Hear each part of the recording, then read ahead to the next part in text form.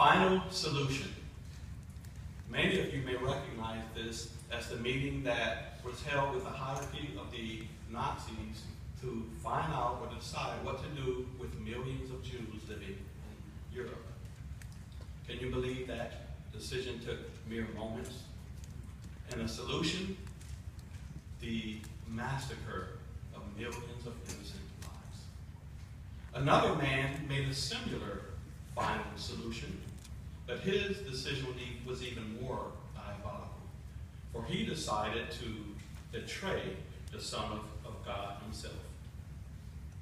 But why would a person decide to go against the Son of God, a man who knew the truth? After all, this was the high priest. Well, we're talking about the dastardly nemesis of Jesus Christ himself, Caiaphas. But what can we learn from Caiaphas' example? Well, how about our legacy, our spiritual legacy? Can we find ourselves, whether it's on purpose or even inadvertently, going against the Son of God as well? Well, before we answer these questions, let's get to know this man, Caiaphas. Joseph Caiaphas was the high priest during Jesus' earthly ministry, and he held this position longer than just about any of his predecessors due to the fact that he cooperated with the Roman government and his skillful diplomacy. Caiaphas was also a Sadducee, and of course Sadducees didn't believe in a resurrection.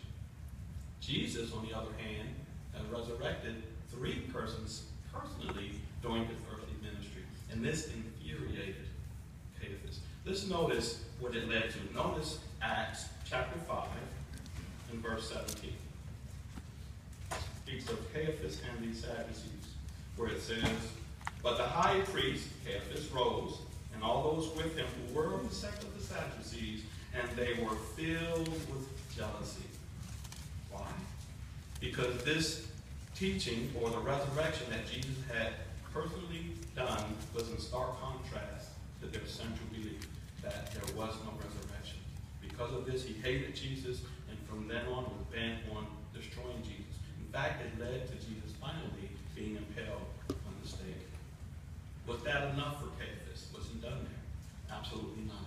He was the chief prosecutor of the fledgling Christian congregation, putting Jesus' apostles and disciples in jail, flogging them, and persecuting them in many, many ways.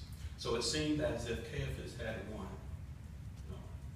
Caiaphas, the same Romans who put him in power, soon after that, removed him completely from power. That wasn't the worst of it. Evidently, Caiaphas was among those whom Jesus spoke of as the Pharisees, the scribes, the Pharisees, as hypocrites, offspring of vipers, having no way of being able to get around or hide from the lake of fire, the second death. So certainly he did not prevail. Again, what do we learn from Caiaphas' example? Well, Caiaphas knowingly twisted the truth for his own selfish and jealous needs. As the expression goes, the end justifies the need. We may find ourselves thinking along these lines. For example, I want to pioneer full time. If I play and win the lotto, I can. How about I want to be able to serve Jehovah without the distraction of not having a Christian mate? At work, the perfect solution, the final solution. Someone who is lover of Jehovah God, it seems, nicer than all the others I am looking at. Again, we want to be careful.